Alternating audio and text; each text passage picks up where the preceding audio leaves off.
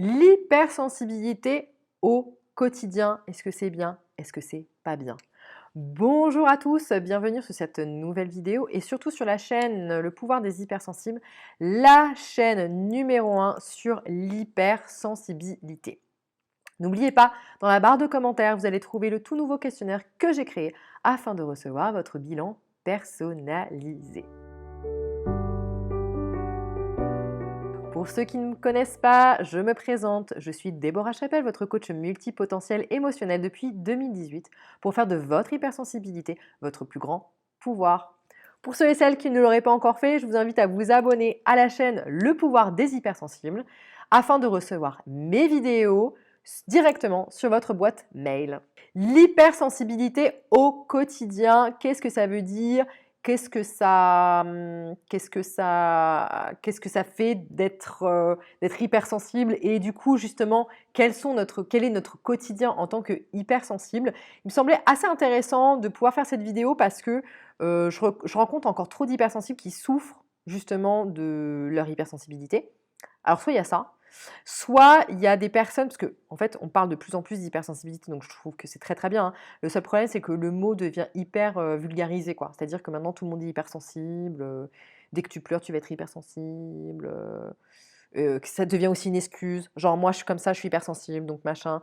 Et c'est un truc qui m'agace assez, donc je trouvais ça assez intéressant de justement de faire une vidéo qui essaie de vous partager en tout cas ce qu'est la vie d'un hypersensible au quotidien et de pouvoir justement vous aider à mieux vivre cette hypersensibilité.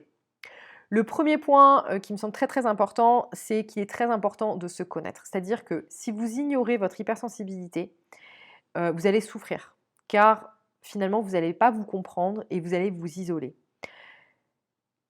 Et ça, je l'ai vraiment remarqué, j'ai vraiment fait cette remarque, enfin cette prise de conscience-là quand j'ai vraiment accepté mon hypersensibilité, que j'ai vraiment compris mon mode de fonctionnement.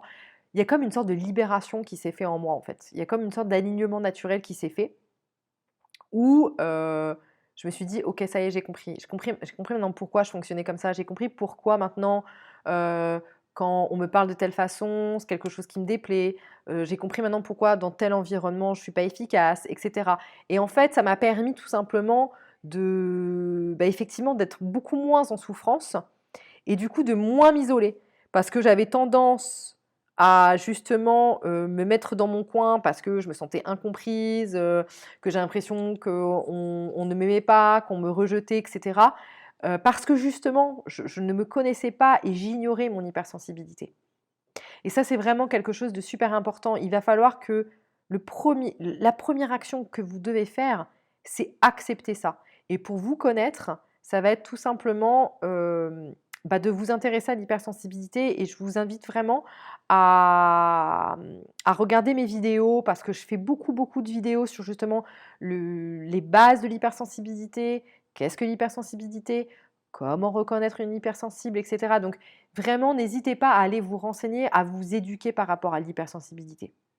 Pensez, si la vidéo vous plaît, si ce thème vous plaît, à me mettre un like afin que je puisse aussi vous en proposer encore plus. Le deuxième point qu'il va falloir aussi que vous mettiez en place pour justement comprendre son hypersensibilité au quotidien, ça va être d'arrêter de croire que l'hypersensibilité est un défaut.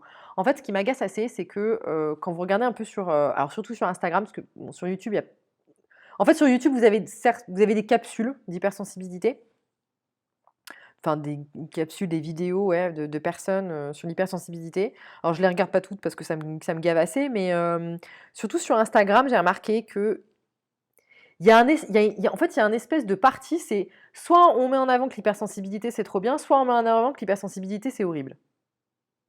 Alors là, vous allez me dire, ouais, mais Deb, toi, tu mets en avant que l'hypersensibilité c'est très bien. Oui, mais parce que pas dans le sens où on est supérieur, mais dans le sens où je trouve que c'est très important de prendre conscience que, on est tel qu'on est et que c'est justement en assumant son hypersensibilité que vous allez être heureux. Vraiment, ça va changer beaucoup de choses. Et donc moi, ce que j'ai envie de mettre plus en avant dans cette vidéo, c'est de vous dire que l'hypersensibilité, ce n'est pas un défaut. Ce n'est pas hyper sensible, hyper émotif. Ça ne veut pas dire tu es trop. En fait, Il faut vraiment prendre conscience des forces que ça amène. Votre empathie est extrêmement puissante en tant qu'hypersensible. Ça veut dire que votre empathie vous amène de l'intuition, de la subtilité. Juste au-dessus, là, je vous mets la vidéo sur justement le principe de subtilité. Et non, nous ne sommes pas des voyants. Mais vraiment prendre conscience que votre empathie vous amène à développer votre intuition et que ça, c'est une force de dingue. La deuxième force que je vous partage, c'est le côté persévérant. C'est-à-dire que l'hypersensible a un côté très persévérant, très combatif, il va de l'avant, une résilience assez naturelle. Et la troisième force que je vous mets en avant pour justement arrêter de croire que cette hypersensibilité est un défaut, c'est le côté autodiscipline. À partir du moment où vous trouvez du sens dans ce que vous faites, vous avez tendance quand même à être ultra autodiscipliné. Et ça, c'est une force. Bien évidemment. Donc arrêtez de croire que l'hypersensibilité est un défaut. Si vous n'aimez pas le mot hypersensible, je ne sais pas, essayez de trouver un autre mot. Mais en tout cas, vraiment, votre mode de fonctionnement n'est pas un défaut, n'est ni un trouble, ni une maladie, ni un défaut. C'est un mode de fonctionnement qui vous apporte beaucoup de force. Dites-moi dans la barre de commentaires si vous avez envie de vraiment d'aller appuyer sur vos forces, si vous avez envie de mettre en avant vos qualités, si vous avez envie de passer au niveau supérieur, mettez-moi ça en commentaire. Juste au-dessus, je vous mets la vidéo « Comment se traduit l'hypersensibilité 5 qualités à aimer pour aller encore plus loin ». Le troisième point qui est important pour l'hypersensible à mettre dans son quotidien, c'est s'entraîner à calmer sa colère. D'accord? Donc finalement, si on sait que la dispute va être inutile, parce que ça nous arrive souvent en fait d'être en colère en tant qu'hypersensible, parce qu'on a tendance à comment dire, avoir beaucoup d'injustice. Voilà, notre environnement nous stimule beaucoup, donc le sentiment de colère est assez présent chez l'hypersensible. Mais vraiment, posez-vous la question si la dispute, si le conflit va être utile. Plutôt que de répéter la même scène tout le temps, vous voyez, il faut mieux quitter la pièce, attendre que la colère ou que les pleurs soient passés, et puis après, en fait, se dire, OK, est-ce qu'on y va ou est-ce qu'on n'y va pas? Est-ce qu'on peut discuter calmement? Donc vraiment, quand vous êtes en conflit, essayez de prendre, et ça c'est aussi une base en fait en CNV, hein, toujours avoir conscience de ce qui est en train de se passer. Prendre un quart de recul et se dire, waouh, attends, là je vais rentrer en conflit, là la colère elle est en train de m'envahir, je sais que quand je suis en colère, franchement, ça va partir en vrille. Et en plus, je vais être incapable d'être en plus, voilà, je ne vais pas tenir des propos cohérents, etc. Parce que forcément, n'importe quelle émotion, hein, sous-émotion extrême, même émotion de la joie extrême, on n'a pas des propos cohérents. On manque beaucoup de recul. Donc, est-ce qu'il n'est pas meilleur en fait de pouvoir dire à la personne, écoute, c'est quoi? Là, je suis en colère, donc en fait, je vais aller me calmer et je reviens une fois que je suis calme. Et vous faites ça avec les enfants. Quand les enfants sont en larmes, etc., vous leur dites, tu sais quoi, tu te poses là. Je reviens te rechercher dans 20 minutes. Quand tu seras calme, tu pourras revenir. Vous voyez? Passez ces émotions-là. Donc, prenez du recul sur la situation et dites à la personne, on en parlera plus tard quand on sera calmé l'un et l'autre. Très puissant. Vraiment. Entraînez-vous à calmer votre colère. Moi, ce que j'apprends en fait lors de coaching, et là je l'ai accompagné avec Paul. Donc Paul, c'est un de mes coachés, tout simplement. Où en fait on a appris ensemble, j'ai accompagné Paul à créer sa bulle de protection. Donc, comment on crée sa bulle de protection? On va travailler sur ses valeurs, on va travailler sur ses besoins, on va travailler sur ses ressources. Qu'est-ce qui est vraiment important pour nous? Sur quel bouton on appuie pour se sentir mieux? Sur quel bouton on appuie pour nous mettre tout de suite en colère, etc. Et du coup, comment sortir de sa colère? Comment prendre conscience de la situation qu'on est en train de vivre et de pouvoir exprimer son émotion de manière posée? Et ça va être en créant sa bulle de protection. Donc si comme Paul, vous avez envie de créer votre bulle de protection, de mieux gérer votre colère, surtout de mieux vivre au quotidien votre hypersensibilité, je vous invite tout simplement à répondre au questionnaire que je vous mets en commentaire.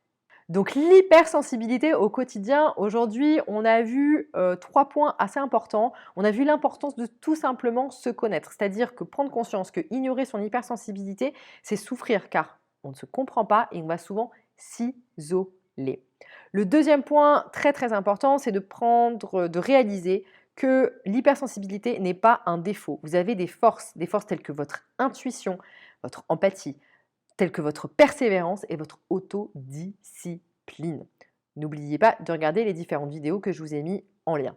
Enfin, le troisième point, il va falloir apprendre à s'entraîner à calmer sa colère. Donc apprenez à prendre conscience de ce qui est en train de se jouer, vous dire ah oulala, là je suis en colère, je vais prendre du recul et pouvoir dire à la personne écoute, on en parlera plus tard quand aussi bien toi comme moi on sera calmé.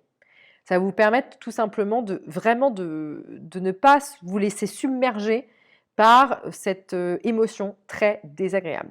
Enfin, si comme Paul, l'un de mes coachés, vous avez envie de créer votre bulle de protection pour justement mieux vivre au quotidien votre hypersensibilité, je vous dirige vers le questionnaire que j'ai créé il n'y a pas si longtemps, qui est plutôt sympathique et vous m'en direz des nouvelles.